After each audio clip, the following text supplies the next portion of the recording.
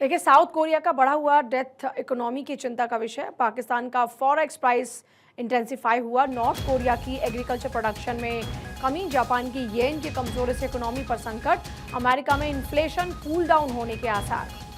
तो south Korea का बढ़ा हुआ डेथ इकोनॉमी की चिंता का विषय।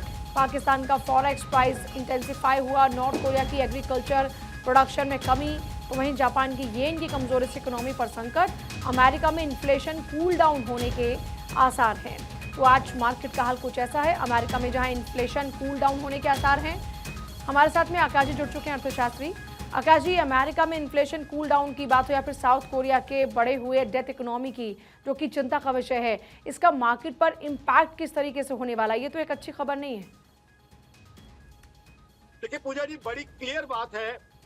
आज जहाँ दुनिया स्लो डाउन से जूझ रही है, अमेरिका की बात की आपने, कोरिया की बात की, वहां हिंदुस्तान की इकोनॉमी लगातार नए कीर्तिमान बना जा रही है। अभी आपको बता दूं, जीएसटी कलेक्शन का डेटा आया है 1.74 लाख करोड़। तो कहीं ना कहीं बता रहा है कि इंडिया की इकोनॉमी कंप्लीट डिस्कनेक्ट दिखा रही है ग्लोबल इकोनॉमी से। आज हमारी इकोनॉमी तरक्की दिखा रही है, जबकि दुनिया, चाहे अमेरिका हो, चाहे यूरोप हो, चाहे कोरिया हो, कहीं ना कहीं स्लो डाउन क्लियरली विजिबल हो रहा है। और साथ ही साथ ये जीएसटी कलेक्शन उस महीने में है जबकि भयंकर गर्मी थी नॉर्दर्न इंडिया में, कंजम्पशन उस तरीके से नहीं हो रहा था।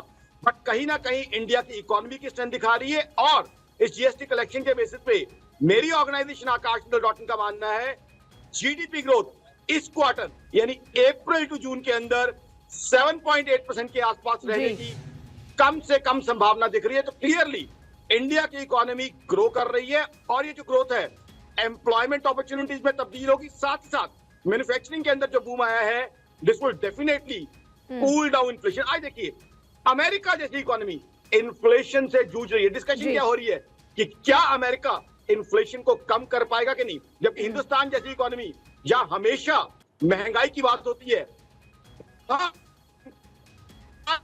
जी रखा हुआ यानी आरबीआई का कंफर्ट लेवल ठीक 4 to 6% है, उससे भी कम लेवल पे इन्फ्लेशन चल रही है।